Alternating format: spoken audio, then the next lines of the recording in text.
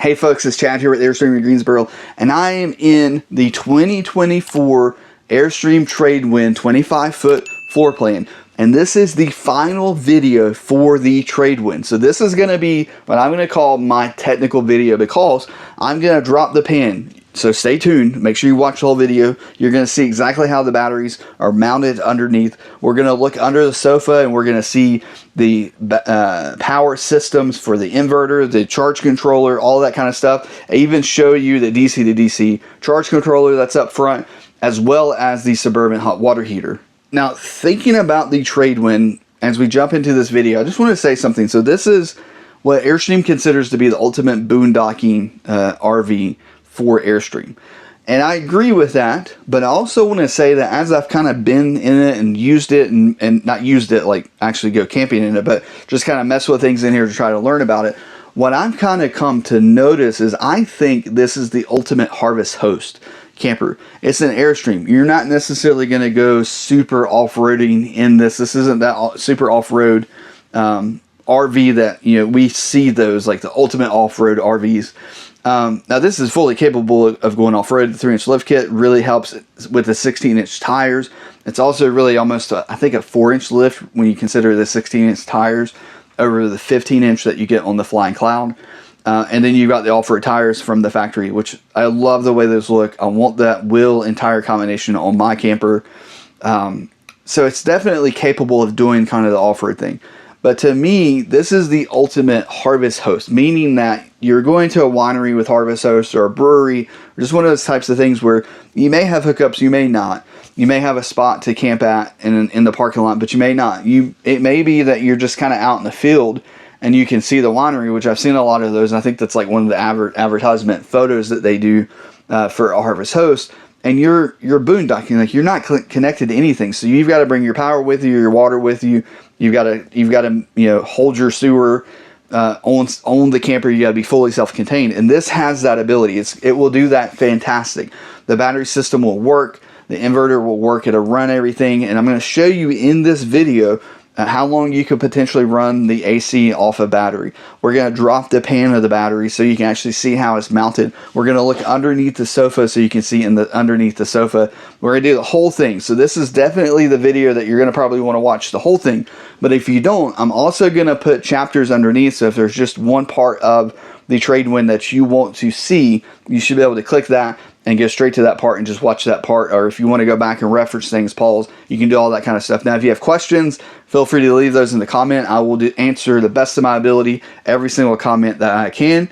Now, I hope you guys are having a great week. Enjoy this video. If you do enjoy this video and you get value out of this video, please be sure to click the subscribe button, click the like button, and if you want to buy a Trade-Wind, make sure you give me a call, because I will give you the best pricing I can possibly give you.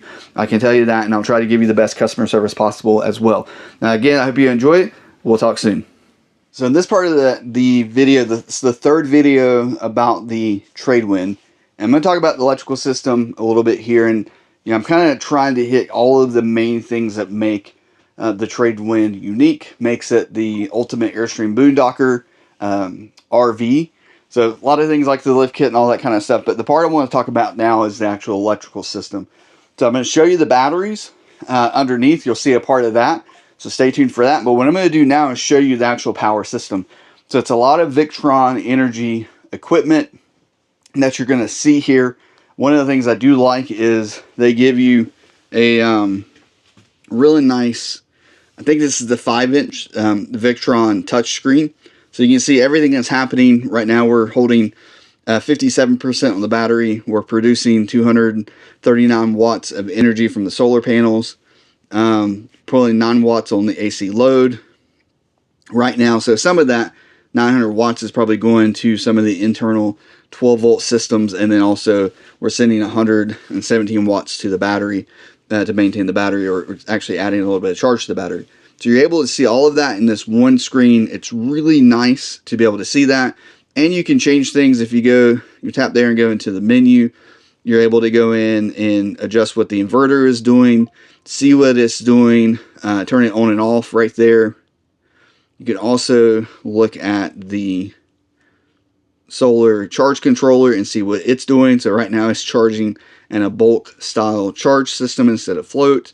You can also see what the smart shunt's doing, and then go back to pages, and that's going to give you this kind of main screen. So the red is going to be AC input, the green is going to be your AC load, inverters in the middle, and then you're going to have your battery state of charge and what's happening with it, and then your solar panels are going to be in yellow and what they're doing. And if you swipe to the right, or I guess to the left, you'll see basically the same information, just in a little bit easier to read layout. Now underneath the sofa here, there's not a pull-out couch here, or that pull-out bed that you would have on the Flying Cloud. That is one of the things that's going to be different. Now there are some covers for these two spots that I've got holes open on. I did that to try to give you a little bit more light, and we're going to be looking back there as well. Now the center part here is going to be your battery disconnect.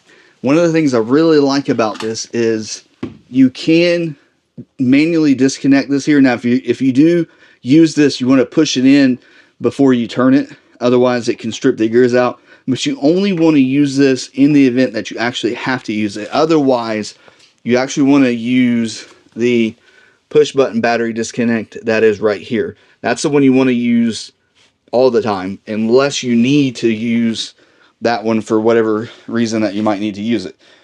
Now these covers here actually pull off pretty easy. So you're just going to grab down here kind of in the middle and then just pull it forward, and it will come right out. You want to be careful with it because that is aluminum and could cut something. But for the most part, it's not that big of a deal. You've got the clips there that will clip it in place. Now on this side, we're going to have the Victron Multi Plus 2. This is going to be your inverter and converter. So this box here is actually what will charge the batteries when you're using AC shore power. It will come into this box, and this is actually your charger. So you don't have a converter over on the breaker box that we're used to having in the back of the breaker box. If you watched that KYD video recently of them showing off their new Globetrotter, Mark there replaced a converter in the back of that, which was providing the 12 volt power, and it would provide charge to his batteries. On the Tradewinds is going to be this Multi Plus 3000 watt inverter. You can see the display on top, which I really like that you can actually see that.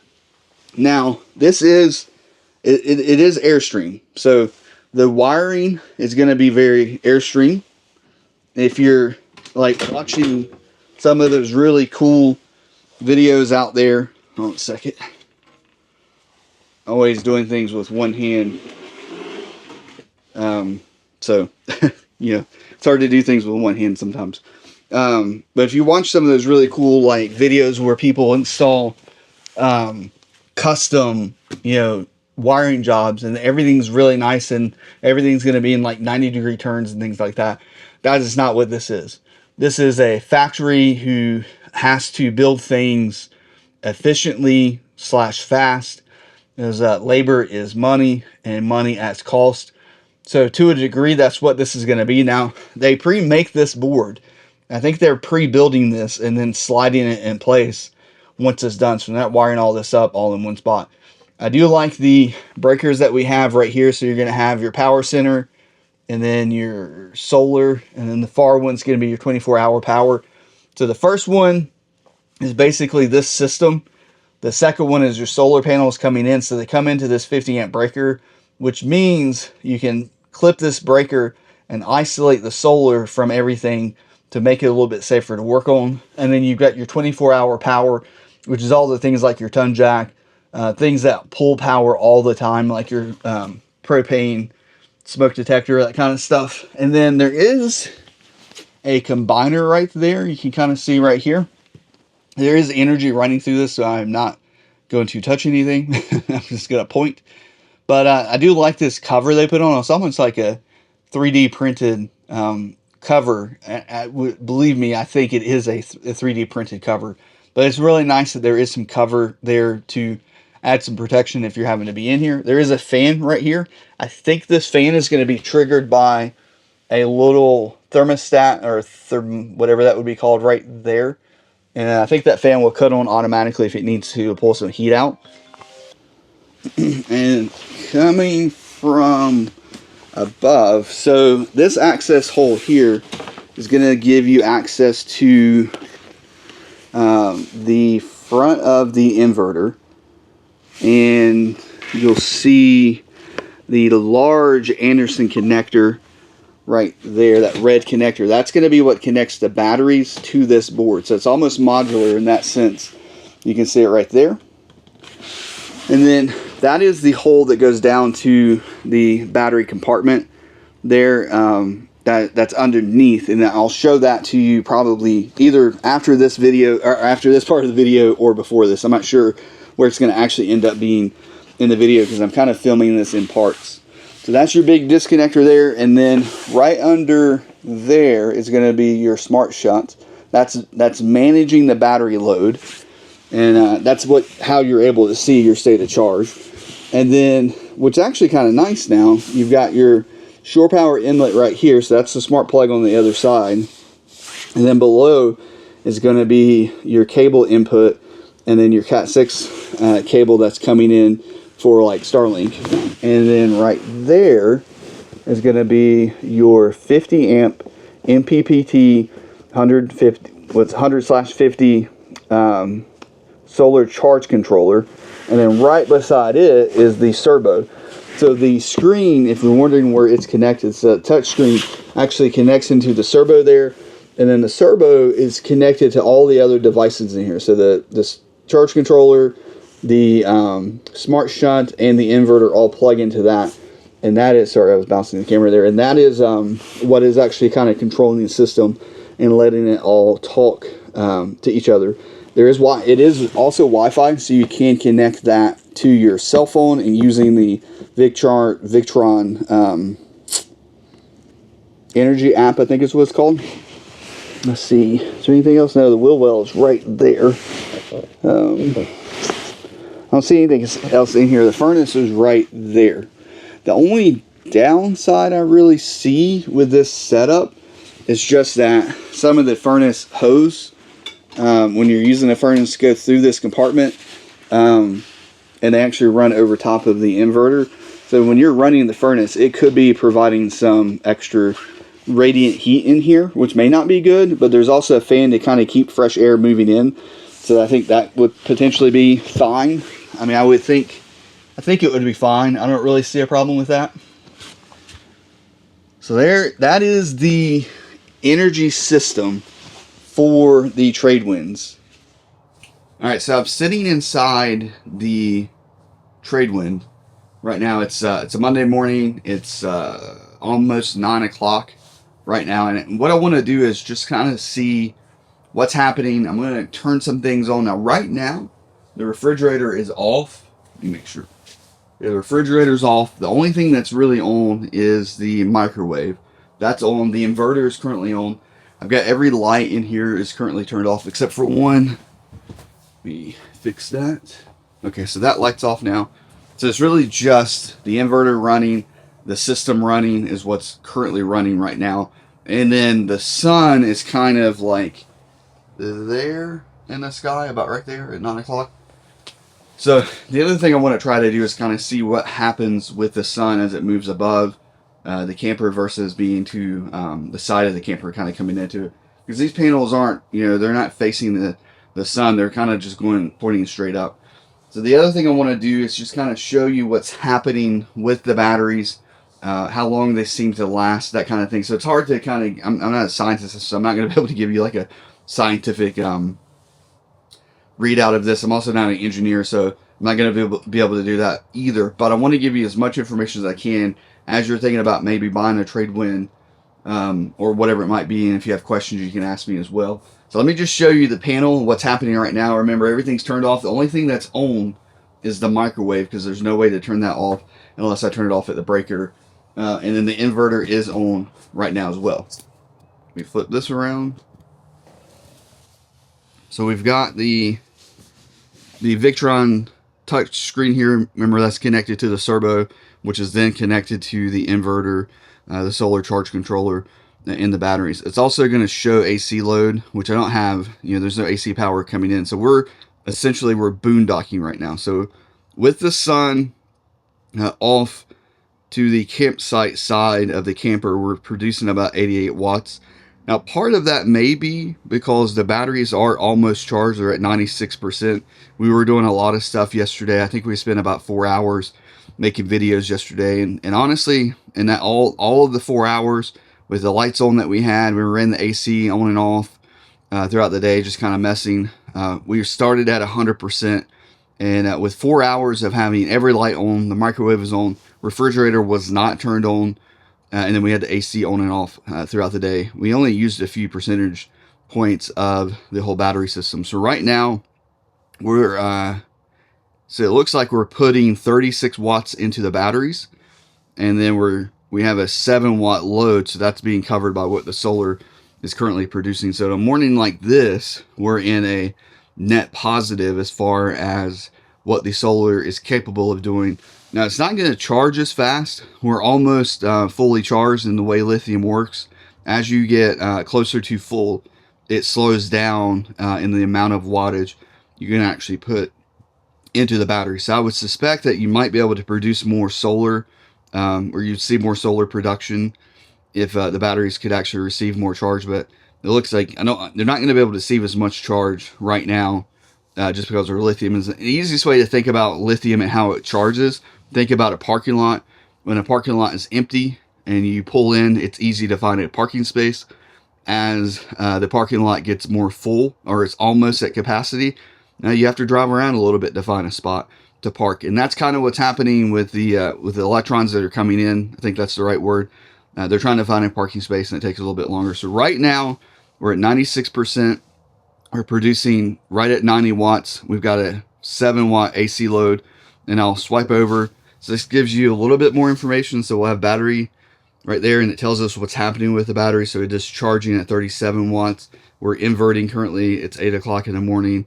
That would be your AC load. AC input, AC load, and then what your solar is doing. So I like this look here more. I actually like the way this looks, but I feel like this gives you more information. You can use either one of those. So what I'm going to do now is I'm going to turn the refrigerator on. So we'll do that.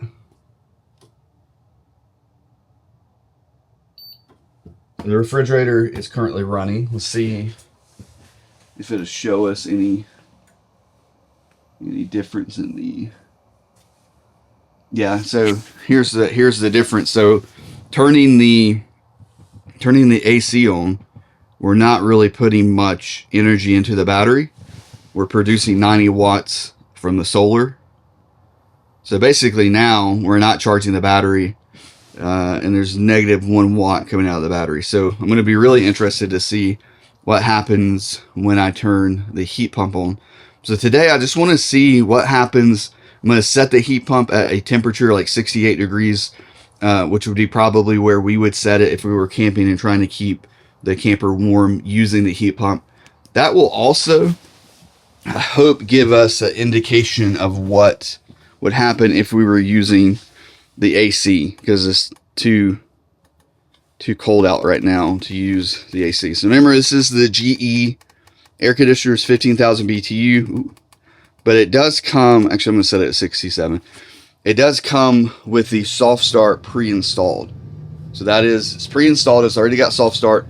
It's the GE with the new intake that's got the filter in it. So now we've got the heat pump running, we've got the refrigerator on, and we've got the microwave currently running. Let's see what's happening. And now we're drawing 1100 watts out of the battery. So we're a pretty good load coming out of the battery.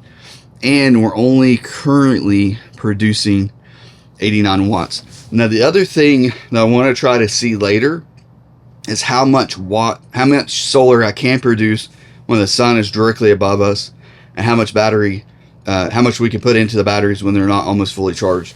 So I'll come back in an hour or two and just kind of see where we're at with the system. The heat pump's going to be running. to get it, try to get it warmed up to 67 degrees. I think even like right now, if you're really trying to conserve energy, you could run it at 60, just keep it, or 65, just to keep it a little bit warmer in here. The other thing you could absolutely do is run the furnace instead of the heat pump. And I'm trying to get an idea of what the AC would do versus the furnace. We know it wouldn't use that much. So I'll be back out in a little bit to look at that, see where we're at. I'm gonna try to check on it every hour and a half to 2 hours throughout the day today and kind of see what's happening and do some tests and try to inform you guys the best I can. Now, something else that's going to make this the Tradewind, what makes it unique, is going to be the 3-inch lift kit that you get from the factory. Now, you have 16-inch wheels, so you do have larger wheels with bigger, beefier tires. They are Goodyear Wranglers. They're going to be LT 275s, 225/75 R16s. So it is a larger diameter wheel, a larger diameter tire, and you have a 3-inch lift kit. So this feels more like 4 inches off the ground compared to just the standard 3-inch lift kit. So you're gonna have significantly more ground clearance for your off-road activities. That's a big part of what makes the Tradewind. The Tradewind is what makes it the boondocker's dream. Of course, the solar system and the battery system is a big part of that too. Now, speaking of batteries, let me show you where those are gonna be located. So underneath the back tire, back axle, is another battery, another box. So this gray box right here, that's going to be where your batteries are stored. So there's 3 game changer batteries up in there that is providing the 810 amp hours of batteries. All right, guys, this is Tyler. He's one of our main master technician. The big thing and why I have him helping me on the Tradewinds is he does all of our solar installs. So if you came here to have solar added, batteries added, you had an inverter put in, whatever it is that you want to do, Tyler can do it. He's got a ton of experience. So I also have him kind of looking at the Tradewind, so when we service these, he's already going to have a good idea of what the system is, where it's at, what's happening. But the nice thing about this system, this is all the stuff that he already installs when he does a full house inverted system. So it's not a different style technology or product. Like, you already use this stuff. He doesn't want to be on camera, so he's not going to talk. Right. But he dropped the pan for us. We're going to get under there and kind of look in and see how they did the battery system, how it's sitting under there, and give you a good shot. I think this will be the only video, at least on the internet right now, that actually shows the batteries and where they're at. Thanks, Tyler. You're welcome. All right. Ready? Yep. This.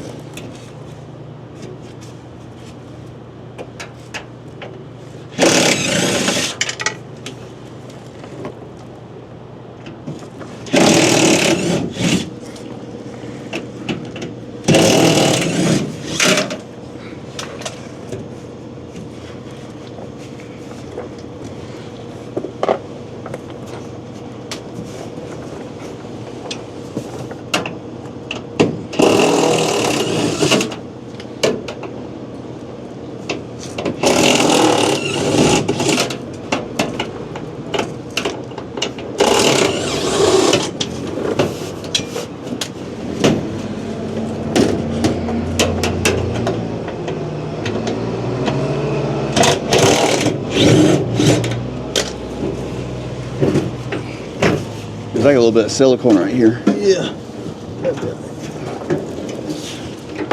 Good. I bet they put that there when they were attaching it. So here is the 3 GC3s that make up the 810 amp hours of battery. So each of these are 270 amp hours. Now, I'm not going to touch anything because they are currently being used. I've got the inverter on. The inverter is letting the heat pump run, as you know, because I'm kind of testing everything today. I want to be able to see how well they do, what they're capable of doing throughout the day and give you a good idea. But nice steel bracing, if you can see right there, to hold this system up. So the pan, which I was hoping would be the case, So this pan here that covers these and protects them from the element, it's separate from what's actually holding the batteries up. There's a whole different system for that. This is not going to be, to me, as big of a service nightmare to work on them. We do have to drop this pan. There's also insulation in here, which is nice to see, since we need to keep these batteries heated for the ability to charge. And then of course you do have the wire that goes all the way through to be able to turn the internal heaters on. So these are the BG or BBG C3H. The H is going to stand for that has heat in them. These are the GC3H, which again the H stands for the heat in it. These are 270 amp hours, so we have 3 of them. That's going to equal up to 810 amp hours of battery. And then if you remember up top, let's see if I can roll back over a little bit. The inverter is just above this section right there. So this cable, all these cables are going right up into underneath the sofa. That's where they all connect together. Remember, it has that huge Anderson connector, connect all that together. So really nice system. Trying to get the camera to where you can see. There we go. So really nice system. Give you a good shot of this. I really do like how they did this. They moved a lot of the weight to the back. So you have a less tongue weight. All right, there we go. I think this is the only video on the internet currently showing you how the batteries are set up on the Tradewind. There we go. There's the 3 GC3H Battleborn batteries. I got a audience right now. I just wanted to show where we are currently with power. So it's what time is it? About 10:15. 72% now. It's warm in here now. It's warm in here now, but still pulling 2100 watts using the heat pump out of the battery, 1700 watts from the AC load. We're drawing almost 180 watts from the solar panel. Where's the sun at? Still over to the side. So we're still over to the side. So the sun's still not directly above. Do you remember that one you took off on the milestone? Let's see what the temperature is inside.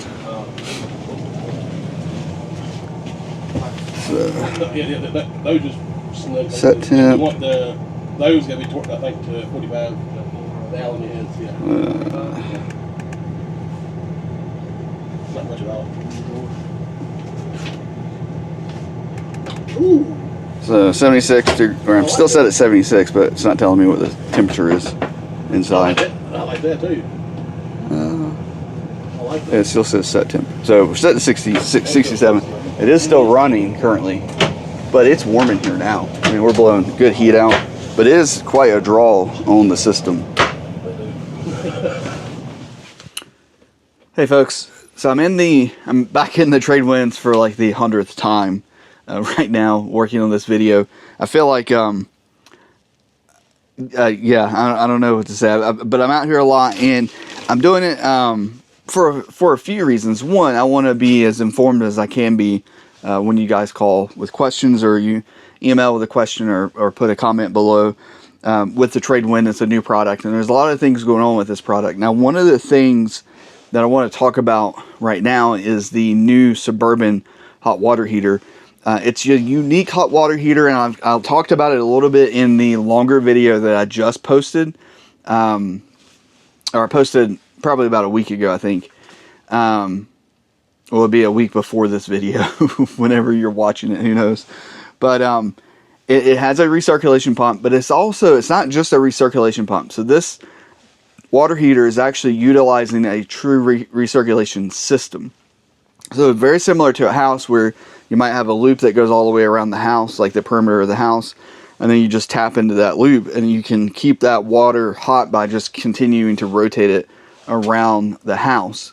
What Airstream is doing with the Tradewind, and I'll put up the kind of the schematic for the water system. You can see this just in the owner's manual for the Tradewind, so it's not, this isn't private information or something like that. But you can see there's going to be loops in each kind of area. So shower, the galley, the bathroom, those types of things. There's a loop that will allow the hot water to circulate back to the hot water heater. and it's going to run through basically a little kind of 1 gallon size tank, I think is what's in there, and it will just keep circulating that. So the hot water heater just has to keep that gallon of water hot and that circulation hot. The other benefit to this, and probably big benefit, is going to be when you're taking a shower. One, as long as you've got the recirculation button turned on, you're going to have hot water up to the shower, right up to where that loop is, and then when you turn the shower on, you're only having to evacuate from that loop up to the shower head. So you're not having to go from the water pump all the way to the shower and evacuate all of that water. The other thing that's going to be really nice is when you do turn off the shower to conserve water when you're boondocking, because again, this is Airstream's ultimate boondocking camper. You're going to be able to turn that off, lather up, turn it back on, and you'll have almost instant hot water with that system. The other thing is you can turn off that recirculation pump, so the hot water heater won't just be running. Now this has the ability to, I think, ramp up from like 500 BTU all the way to like 60,000 BTU or something like that. I'll post that on the screen below, so whatever the actual number is. I can't remember what that number is. But let me show you the water system and where Airstream has it currently in the Tradewind. Let me flip this around. There we go. So we are under the campsite side twin bed. And yeah, I don't really know where they have this in the queen bed. It would be under the bed because it's a queen bed, so the bed would be right here. So you can see your hot water lines coming in. You're also going to see, see if you can see a cold water inlet right there. Cold water coming in. That actually might be part of the circulation pump. It's hard to see with the way we're kind of covered, but I'll show you a photo of the back of the water heater, not necessarily inside of the Tradewind, but this is where it's sitting. That's going to be the hot water heater, and there's a whole recirculation system. I'm really excited about this hot water heater. Oh, it looks like 60,000 BTU is the max that it can produce, it looks like, on the sticker right there. If you want to pause and take a look at that right there. So I'm really excited about this Suburban hot water heater. I'm hoping that Airstream adds this hot water heater to more of their floor plans and not just the Tradewind. That's my hope. Now, they haven't told me anything about that. I don't know anything about that. That's just me hoping that that is what the case will be. Okay, so one last video or a little clip for my kind of initial day for testing the battery system on the Tradewind. Wanted to get the battery topped off so that it was fully charged for tomorrow. If there was anything I wanted to do tomorrow in my kind of testing and messing with the Tradewind to learn as much as I can about it. So when I plugged it in, I wanted to show you just what I'm seeing. So we've got shore power in, so we're coming off the grid. No AC load because there's nothing coming off of the inverter at this point.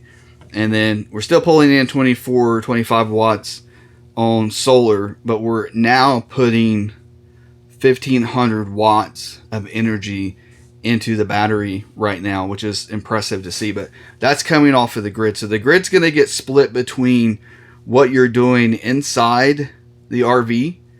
So if you have you have the AC on, if you have the microwave running, what the grid is going to be able to put into the battery is going to be dependent on what you're using off of that 30 amp shore power input. So I don't have anything on right now. I actually turned the refrigerator off.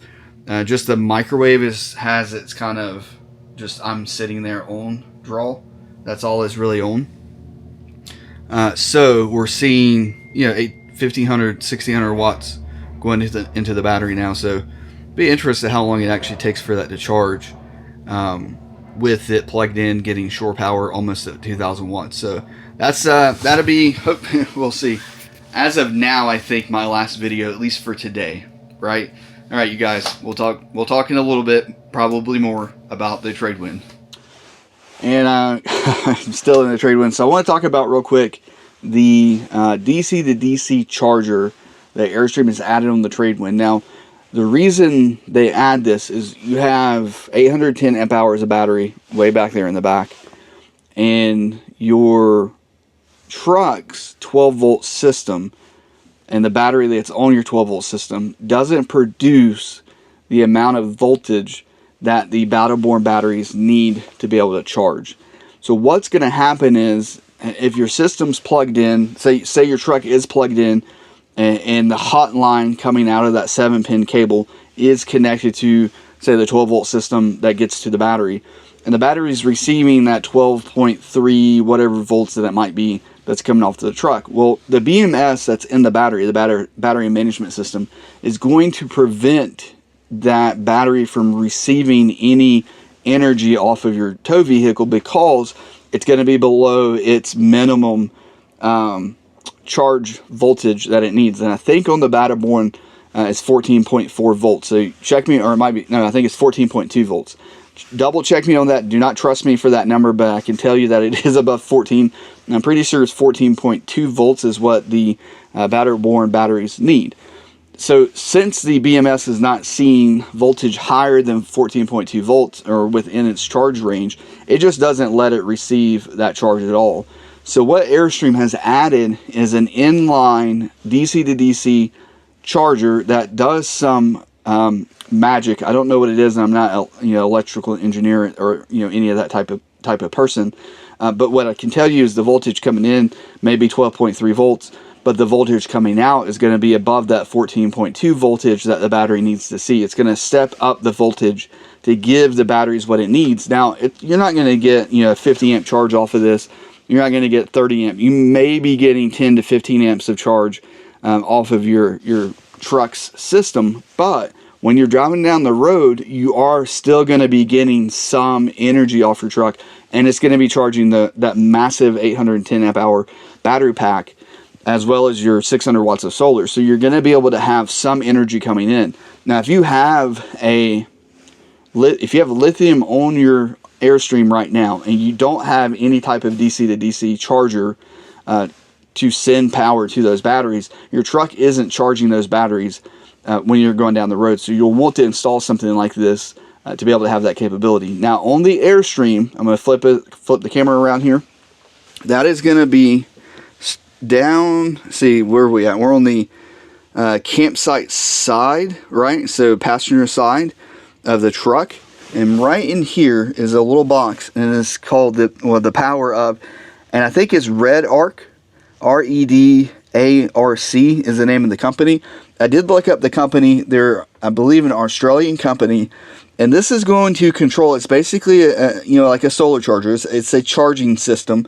It's going to manage the energy that it's sending back to the batteries to charge them and make sure that the battery is receiving the correct voltage.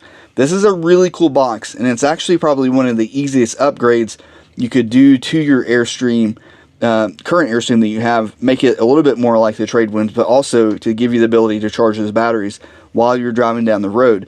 Now, yes, there's more complex systems where you can have 30 and 50 amps coming off of the truck, but for a fairly easy install, this is actually quite a nice install. So see if I can show it. Right in here, you're going to have the 7-pin cable coming up from the front of the